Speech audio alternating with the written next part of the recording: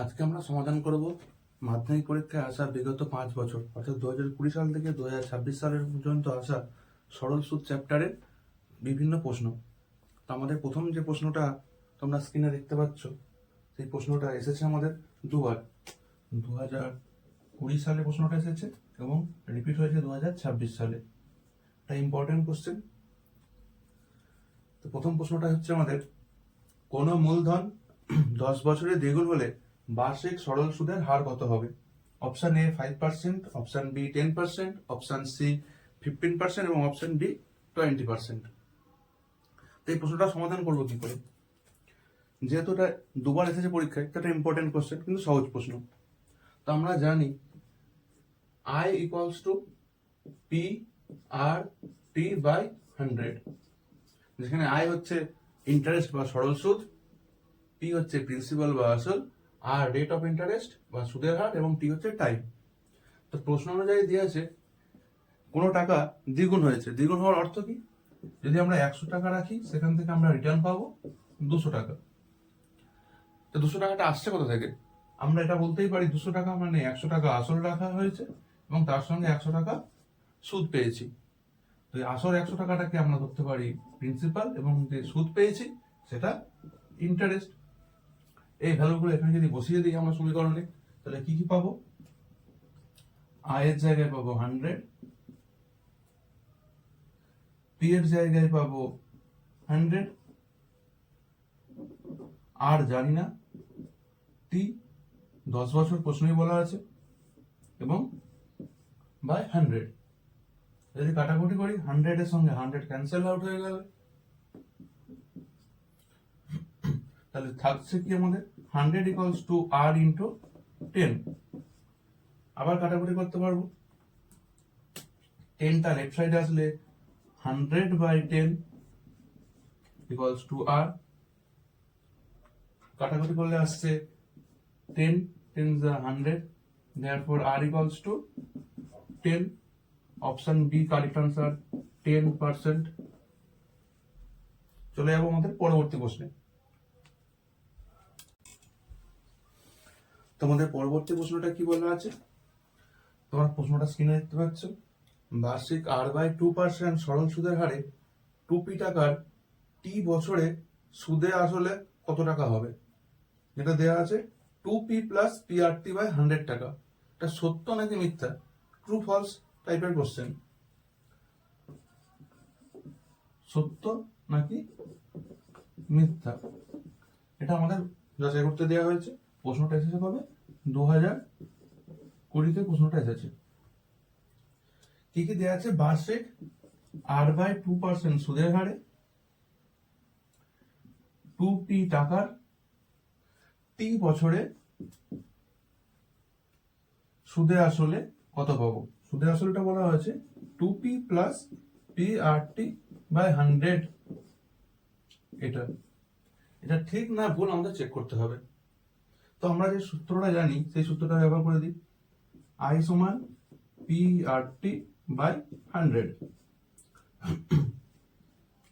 আসল, P মানে হচ্ছে প্রিন্সিপাল বা আসল। তো আসলে মানটা প্রশ্নে কত দেওয়া আছে? 2p। আমরা P এর জায়গায় কি বসাবো? 2p ইন্টু আর যে সুদের হার প্রশ্নে দেওয়া আছে কত? r/2 টাইম দেওয়া আছে টি বছর বাই 100। এখানে যে দেখছি 2 আর 2 কেটে যাচ্ছে, তাহলে আমরা পাচ্ছি কত? PRT by 100। এটা কিসের মান? এক টি বছর পরে সরল সুদের মান। তা আমাদের বার করতে বলেছে কি? সুদ আর আসল। সুদে আসলে, তো সুদে আসলে মানে কি? Principal plus interest. এটা হচ্ছে সুদ আসল। তো প্রিন্সিপালের কথা বলা আছে কত? আসলের কথা বলা আছে 2p টাকা, আর সুদের হার কত বেরিয়েছে? সুদ কত বেরিয়েছে আমাদের? PRT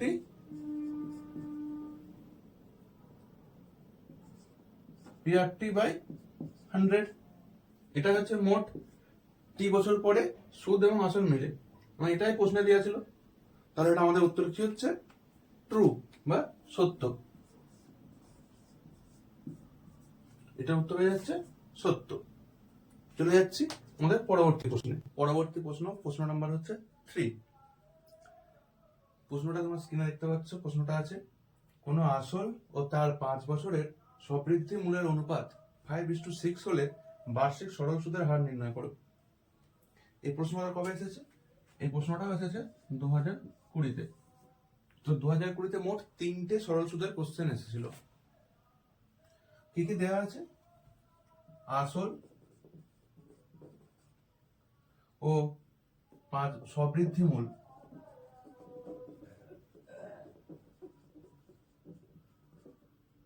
এই অনুপাতটা কত আছে? 5:6। এবং আর কি কি দেওয়া আছে? সময় দেওয়া আছে 5 বছর। আসল আর সবৃদ্ধি মূলের অনুপাত দেওয়া আছে 5:6, সময় দেওয়া আছে 5 বছর। তাহলে সরল সুদের হার নির্ণয় করতে হবে। আর ইকুয়ালস টু কত সেটা আমাদের বার করতে হবে।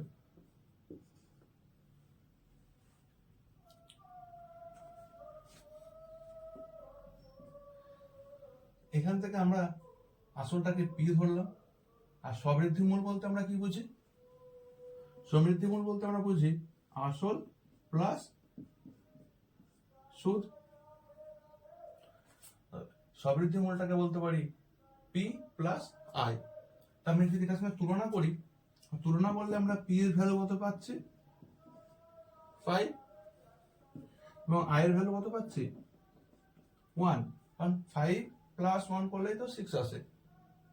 এবার আমাদের সূত্র যেটা আমরা জানি সেটা ব্যবহার করে দিই। আই সমান PRT/100। আয়ের জায়গায় কত লিখবো? আমরা আয়ের জায়গায় তুলনা পেয়েছি 1, পি এর জায়গায় কত পেয়েছি? 5। আর সেটাই তো বার করতে হবে। আরটা রেখে দিলাম। টাইম টি কত দেওয়া আছে আমাদের প্রশ্নে? 5/100। কাটাকুটি করবো। 5 20 100, 5 4 20। আর যদি কোনাকুনি গুণ করি 414 ইকুয়ালস টু থাকছে আর।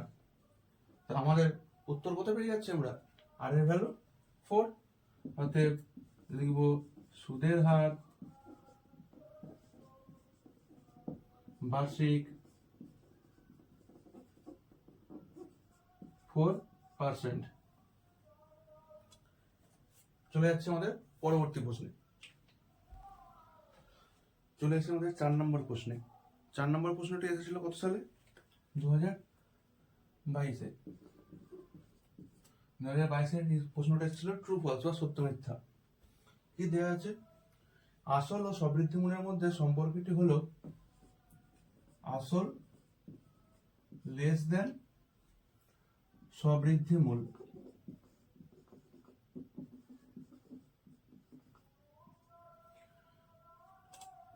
আসলকে আমরা কি লিখি? টি। সবৃদ্ধি মূলটা আমরা কি বুঝি? আসল তার সাথে সুদ। সুদ যোগ আসল অবশ্যই আসলের থেকে বড় হবে। তাহলে P less than P plus I. তাহলে এটা কি সত্য বা ট্রু।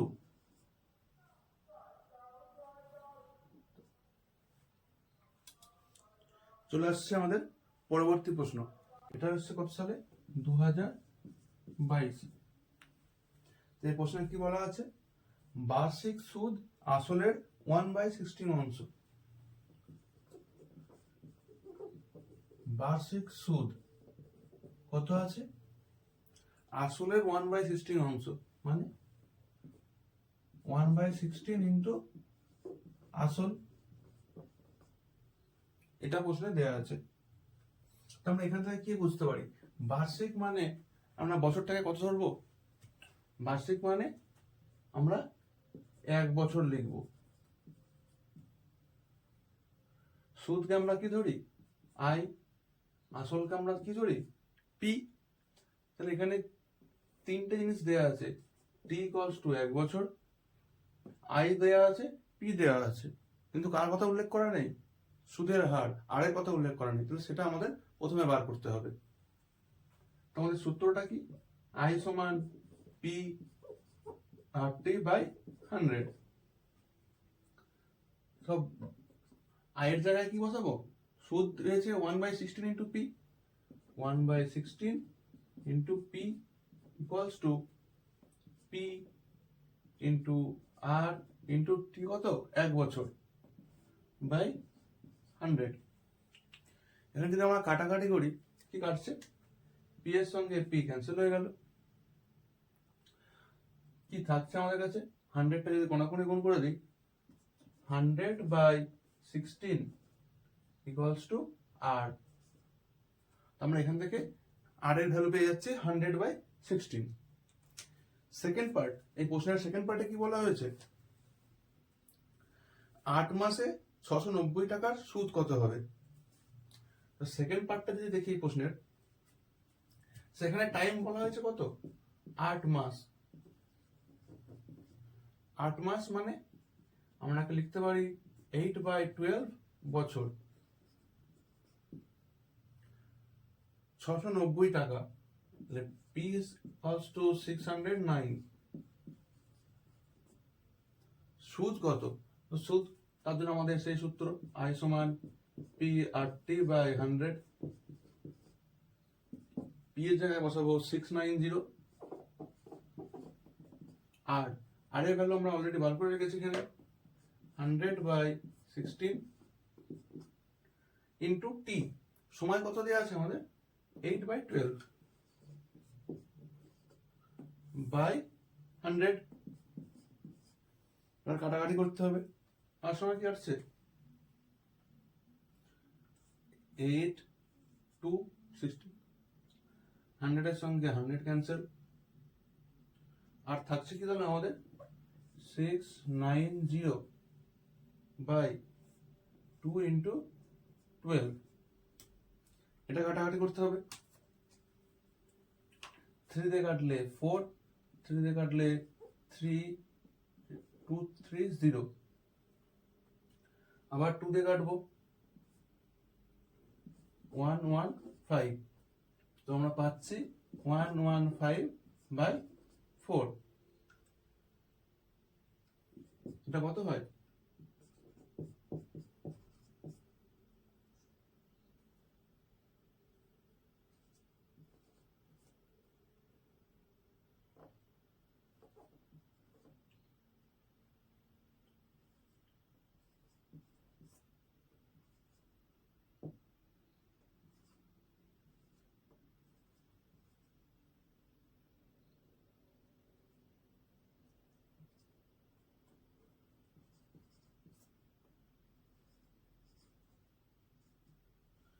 এটা আসছে 28.75। তাহলে আমাদের সুদ কত? তাহলে আমরা উত্তরটা লিখে দেব, নির্ণীয় সুদ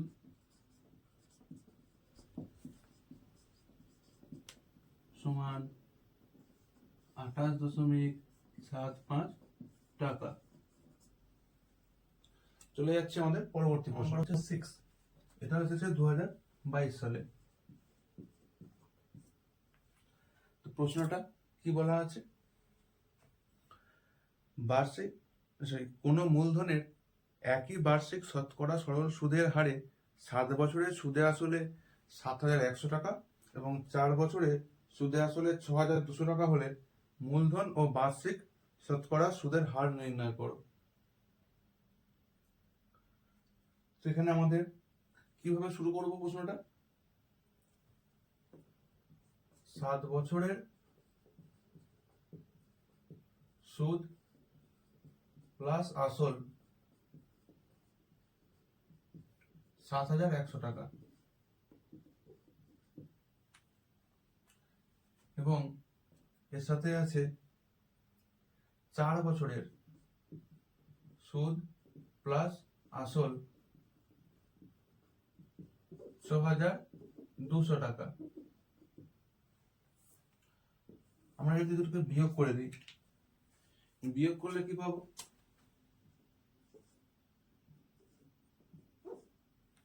বিয়োগ করলে আসলের সঙ্গে আসল কেটে যাচ্ছে।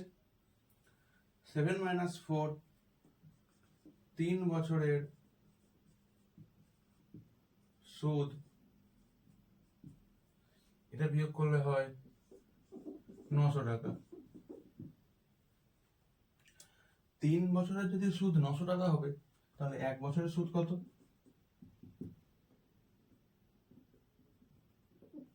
900/3 সমান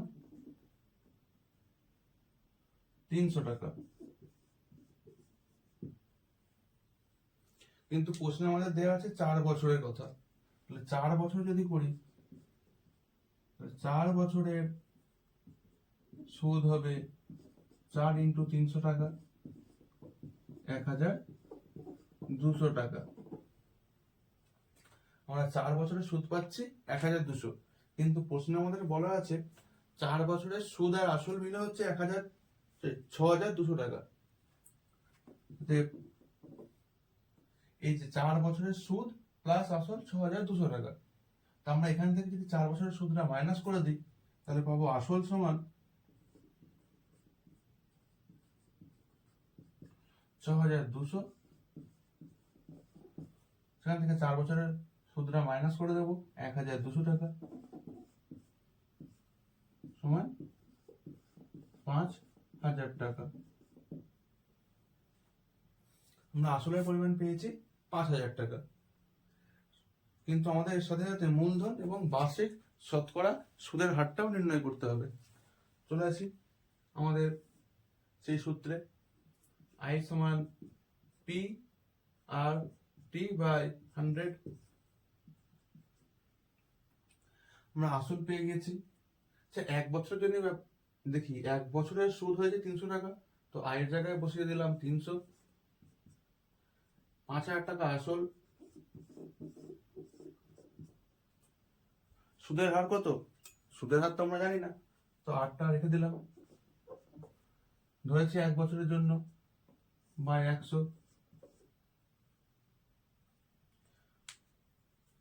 কাটাকুটি করি, 0 সঙ্গে 0 0 ক্যান্সেল। 300/50 = 8। এখানে কাটাকুটি করে আমরা কি পাচ্ছি? 0 0 ক্যান্সেল, 5 6 30। অতএব R সমান 6। তাহলে আমরা উত্তর লিখতে পারি আসল অর্থাৎ মূলধনের পরিমাণ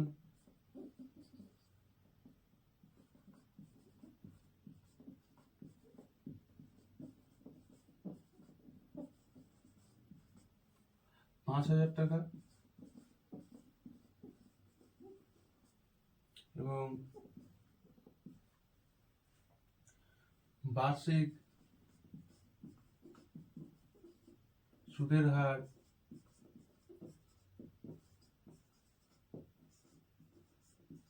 6%। চলে যায় আমাদের পরবর্তী প্রশ্নে। প্রশ্ন নম্বর 7। এই প্রশ্নটা এসেছিল 2023 সালে। প্রশ্নটায় কি বলা আছে? 180 টাকার 1 বছরের সুদ আসল 198 টাকা হলে বার্ষিক সরল সুদের হার কত? কি কি দেওয়া আছে? আসল 180 টাকা, আর কি দেওয়া আছে? সুদ আসল 198 টাকা।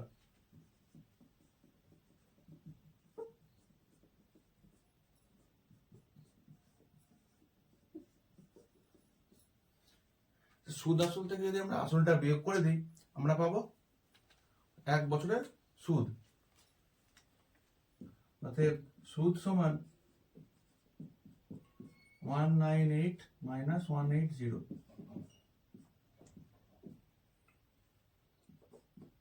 18 টাকা। সময় কত বলা আছে? 1 বছরের। T সমান 1 বছর। এরপর আমরা কি সূত্র ব্যবহার করব? I সমান P/T/100। এখানে I কত? 18 টাকা। আসলের পরিমাণ পি কত টাকা? 180 টাকা।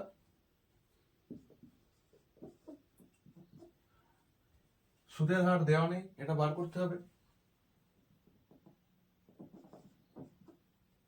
সময় কত আছে? 1 বছর বাই 100। যদি কাটাকাটি করি 0 0 এটা যাবে, কি থাকছে? 18 18 কাটবে, 1 গুণ করলে কোনাকুনি 10 ইকুয়ালস টু আর। অতএব সুদের হার কত? সুদের হার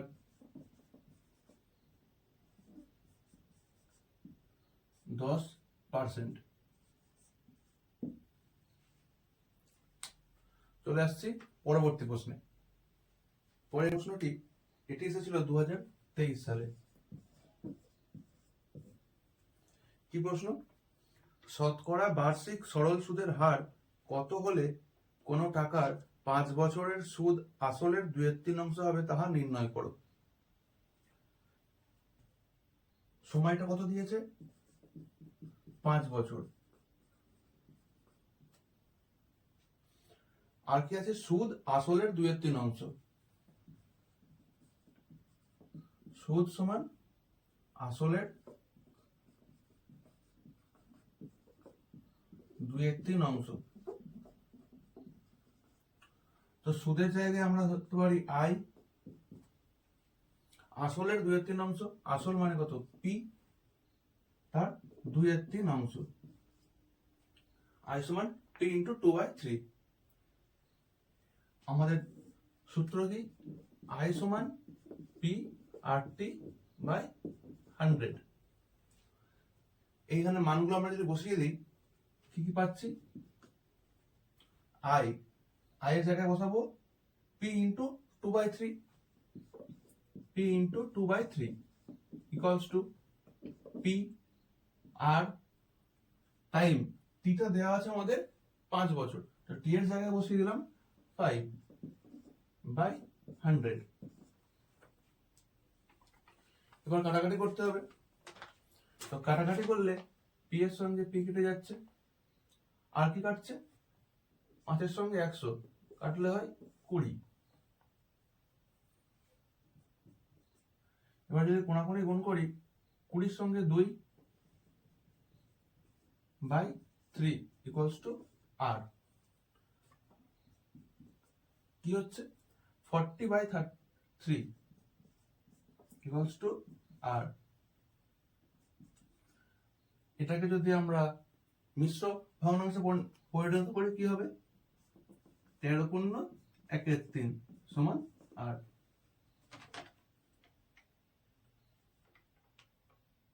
বার্ষিক সরল সুদের হার কত? আমরা উত্তর পেয়ে গেছি। সরল সুদের হার 13/1/3%। সুদের হার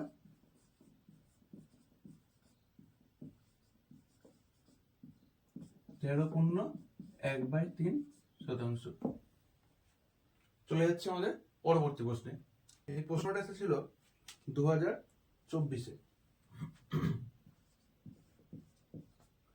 2024-এর প্রশ্ন, 5 নম্বরের প্রশ্ন। এটা কি বলা হয়েছে? গোবিন্দবাবু কর্মক্ষেত্র থেকে অবসর নেওয়ার সময় 5 লক্ষ টাকা পেলেন। ওই টাকার কিছুটা ব্যাংক ও বাকিটা পোস্ট অফিসে জমা রাখবেন। প্রতি বছর সুদ বাবদ 33,600 টাকা পান। ব্যাংক ও পোস্ট অফিসে বার্ষিক সরল সুদের হার যথাক্রমে 6% ও 7.2%। তিনি কোথায় কত টাকা রেখেছিলেন তা নির্ণয় করো। তাহলে এখানে দুটো জায়গায় তিনি টাকা রেখেছিলেন। 5 লক্ষ টাকা থেকে কিছু টাকা রেখেছিলেন ব্যাংকে, বাকিটা রেখেছিলেন পোস্ট অফিসে। তো আমাদের নির্ণয় করতে হবে কোথায় কত টাকা রেখেছিলেন। তাহলে আমরা প্রথমে কি ধরে নেব? ধরি তিনি ব্যাংকে X টাকা রেখেছিলেন।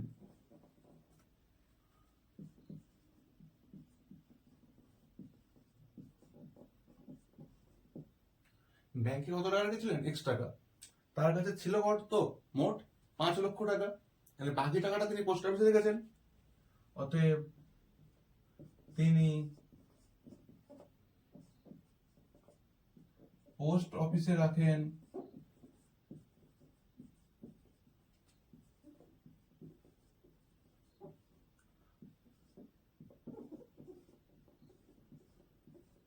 5 লক্ষ মাইনাস X টাকা,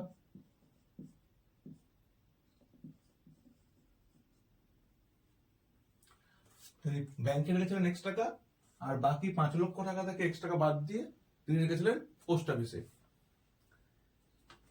তিনি দু জায়গায় টাকা রেখেছেন, দু জায়গা থেকে সুদ পাবেন। তাহলে ব্যাংক থেকে প্রাপ্ত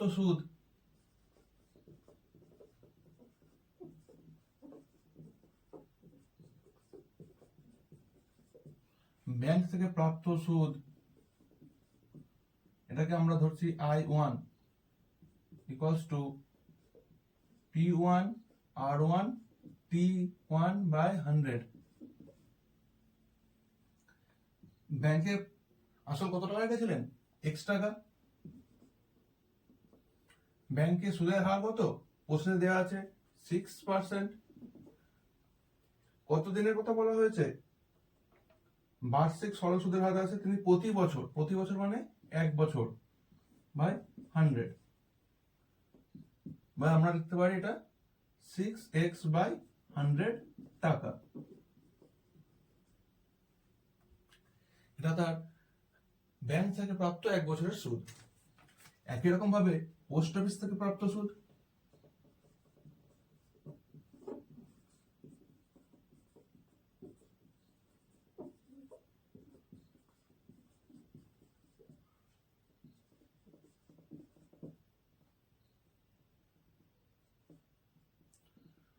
এটাকে আমরা ডিনোট করছি I2 P2 R2 T2 by 100।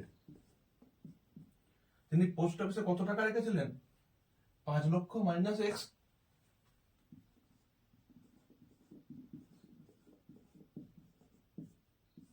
Into post অফিসের সুদের হার কত? 7.2%, সময় 1 বছরের জন্য বাই 100।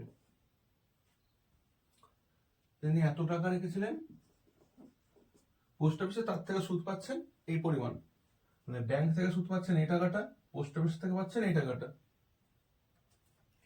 এবং আরো দেয়া আছে প্রশ্নে তার মোট সুদ 1 বছরে 33,600 টাকা। তাহলে আমরা কি করতে পারি? এখানে যে দুটো আমরা সুদ পাচ্ছি, এ একটা সুদ, এ একটা সুদ, এই দুটো যোগ করলে আমরা পাবো 33,600 টাকা। শর্তানুসারে বা প্রশ্ন অনুসারে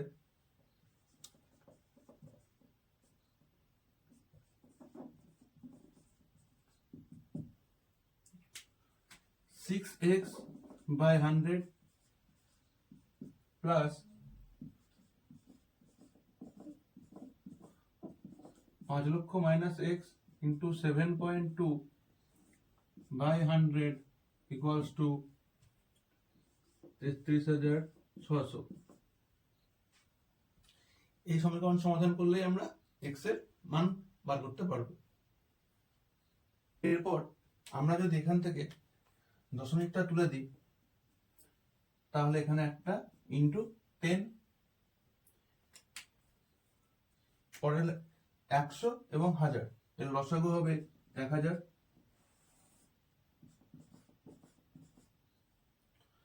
যেহেতু এখানে 100 আছে এবং লসাগু 1000, আমরা 10 দিয়ে গুণ করে 60x প্লাস এটা গুণ করে দেব।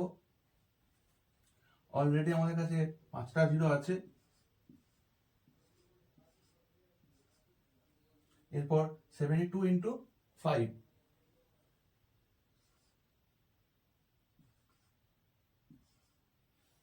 Minus x into 72x equals to 33600। এরপর 60 minus 72 minus 12x plus 360000 1 2 3 4 5 6 equals to 33600000।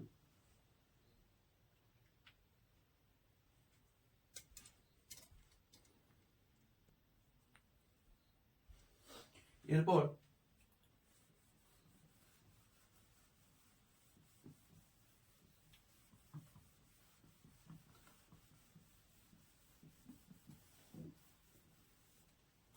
কি পাচ্ছি, -12x equals to 33600000 minus 3600000 implies that -12x equals to minus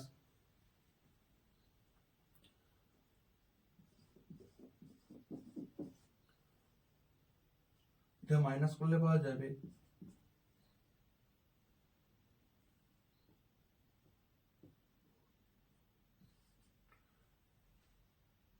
2,40,000 implies x equals to minus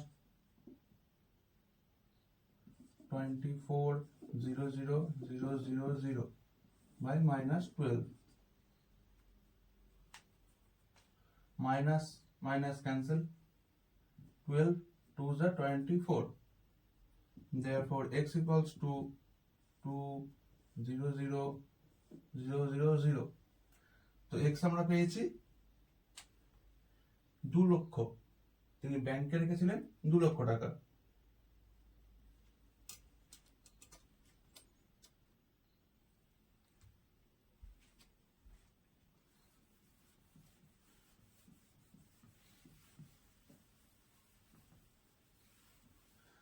আমাদের ধরা হয়েছিল তিনি ব্যাংক এক্সট্রা রেখেছেন, এক্স এর আমরা মান পেয়েছি 2 লক্ষ টাকা,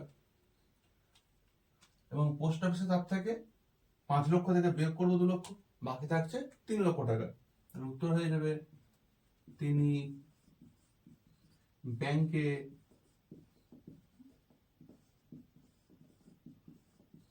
এত টাকা এবং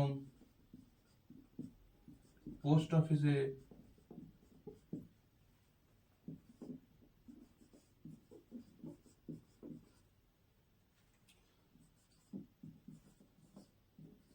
3 লক্ষ টাকা রেখেছিলেন।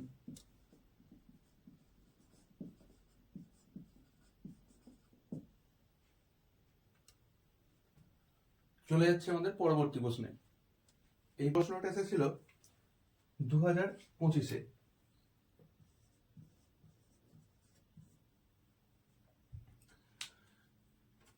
2025-এ এই প্রশ্নটায় কি বলা হয়েছে, বার্ষিক x% সরল সুদের হারে y টাকার z মাসের সুদ কত হবে? 4টে অপশন দেওয়া হয়েছে। Option number A xyz by 1200, option B xyz by 100, option C xyz by 200 এবং অপশন ডি xyz বাই 120। তো তোমরা জেনে রাখবে 2025-এ কিন্তু ম্যাথের কোশ্চেনটা খুব টাফ হয়েছিল। তো দেখা যাক এই প্রশ্নটা কি এসছে। আমাদের যে সূত্র আমরা জানি I equals to PRT by 100। বার্ষিক x% সরল সুদের হারে y টাকার z মাসের সুদ কত টাকার, কিনে y টাকার, তাহলে p এর জায়গায় বসাবো y, সুদের হার কত দেওয়া আছে x%, এবং সময় z মাসের জন্য, z মাস, কিন্তু আমরা যে সূত্রে টি ব্যবহার করি সেটা বছরে, কারণ এখানে বলেও দেওয়া আছে বার্ষিক x% সুদের হারে। তো জেডটাকে যেহেতু মাস আছে, মাসকে বছর করার জন্য আমরা কি করব, z/12 বছর, z এর জায়গায় লিখবো z/12/100। এটা সরল করলে হচ্ছে xyz বাই 12 ইন্টু 100, অর্থাৎ XYZ বাই 1200। এটা অপশন নাম্বার এ।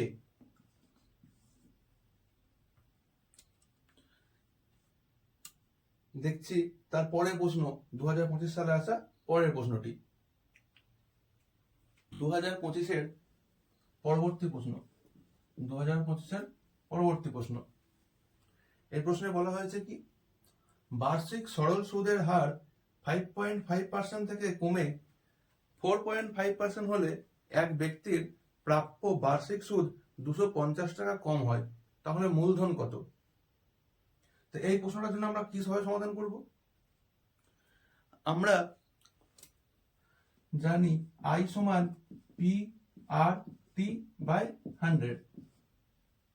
এখন যদি দুটো আলাদা আলাদা জায়গায় বা দুটো আলাদা আলাদা সুদের হারে আমরা টাকা রাখি, তাহলে আইটাকে I1 P1 R1 T1 এটা একটা কাজে লাগাতে পারি। আর কি করতে পারি, I2 সমান P2 R2 T2 বাই 100। এইটা যখন দুটো আলাদা মূলধন আলাদা সুদের হারে আলাদা সময়ের জন্য রাখা হবে, তখন দুটো আলাদা আলাদা সুদ পাবো। কিন্তু এইখানে প্রশ্নে বলা হয়েছে বার্ষিক সুদ 250 টাকা কম হয়, মূলধন কত? মূলধনে কিন্তু কোনো পরিবর্তন হয়নি, তাহলে আমরা দুটো আলাদা পি ব্যবহার না করে আমরা পিটাকে সেম রাখছি। এবং বার্ষিক সুদ মানে বছরটা এক বলেছে, একই সময়ের জন্য, তাহলে এখানটা সময়টাও আমরা পরিবর্তন করছি না। এবং বার্ষিক যেহেতু বলেছে, টি এর জায়গায় আমরা 1 ধরে নেব। এই যদি বিয়োগ করি কি পাবো, I1 minus I2 PR1 by 100 minus PR2 by 100। যেহেতু টিটা লিখছি না, কারণ টি এর ভ্যালু 1। এখান থেকে আমরা যদি দেখি I1 মাইনাস I2 সুদের পার্থক্যটা কত, প্রশ্নে দেওয়া আছে 250 টাকা। 250 কিছু কমন যাচ্ছে, অবশ্যই P বাই 100 কমন যাচ্ছে, থাকছে কি R1 মাইনাস R2। এই R1 মাইনাস R2 ভ্যালুটাও প্রশ্নে আবার দেওয়া আছে। এখানে R1 মাইনাস R2 যদি ভ্যালুটা বসিয়ে দিই আমরা কি পাবো, 250 equals to P by 100। R1 প্রথম সুদের হার ছিল 5.5 মাইনাস পরবর্তী সুদের মান ছিল 4.5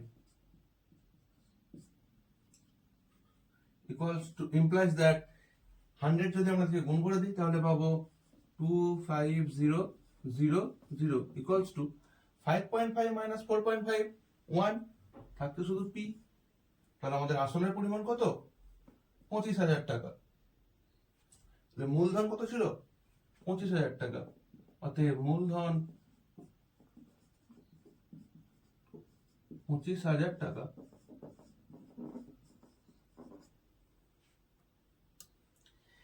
একই ধরনের প্রশ্ন 2026 সালে এসেছে, শুধু এখানে হ্রাসের জায়গায় বৃদ্ধি। দেখে নিচ্ছে আমাদের পরবর্তী ধারের প্রশ্নটা, একই রকমের প্রশ্ন কিন্তু একটু আলাদা, যেটা 2026 এসেছে।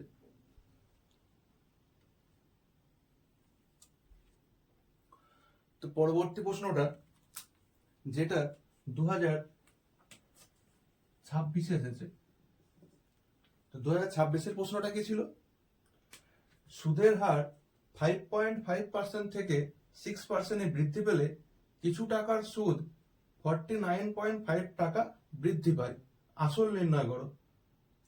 কি করব, এই অঙ্কতে কোনো পরিবর্তন হবে না, শুধু পরিবর্তন হবে দুটো জিনিস।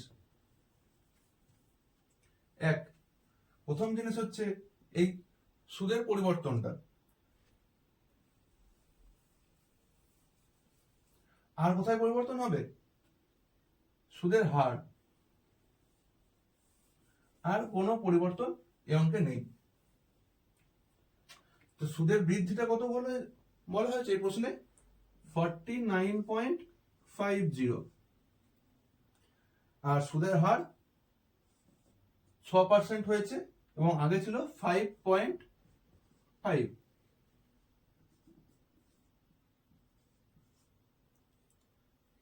এখানে এবার সিম্পলিফাই করব।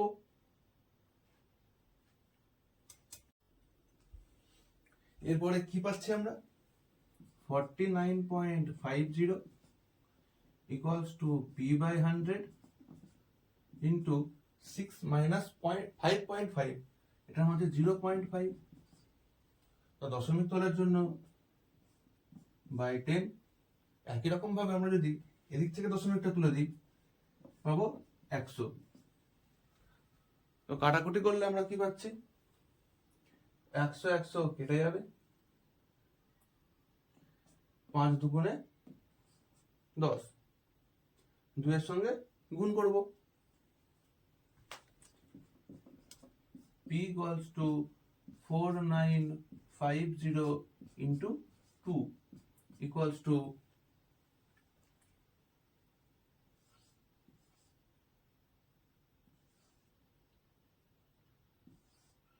9900। তো মূলধন কত টাকা, 9900 টাকা। একই অঙ্ক 2025 2026, শুধু সংখ্যাটা পরিবর্তন হয়েছে। চলে যাচ্ছে আমাদের পরবর্তী অর্থাৎ শেষ প্রশ্নে। এখন যে প্রশ্নটা আলোচনা করব সেটা এসেছিল 2026-এ। ঠিক একই রকম প্রশ্ন 2020-তেও একটা এসেছিল। কি আছে এই প্রশ্নে, এক বছরে আসল ও সুদ আসলের অনুপাত 8:9 হলে বার্ষিক সুদের হার কত? কি আছে,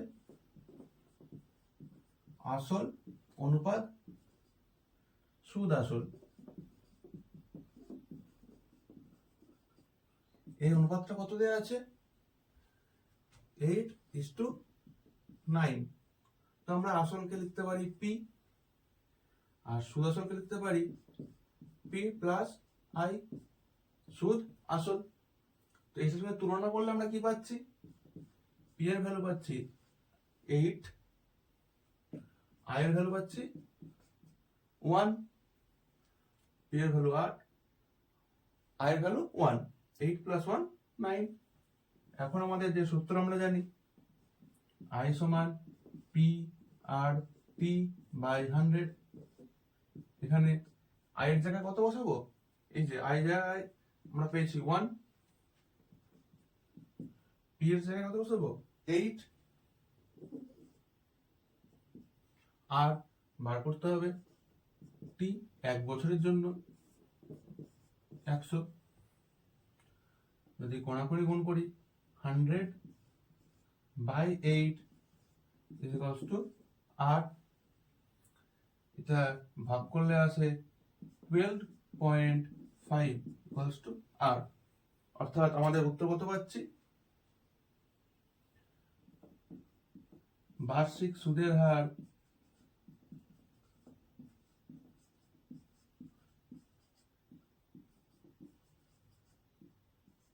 12.5%। আশা করছি প্রশ্নগুলো ভালো লেগে থাকবে। এই ধরনের প্রশ্ন যদি আমরা বারবার প্র্যাকটিস করি, পরবর্তী পরীক্ষাতেও আমরা কিছু প্রশ্ন কমন পাবো। এই সরল সুদ চ্যাপ্টারের পর আমরা শুরু করছি চক্রবৃদ্ধি সুদ ও সমাহার বৃদ্ধি। সেগুলো দেখার জন্য চ্যানেলটা সাবস্ক্রাইব করে রাখবেন।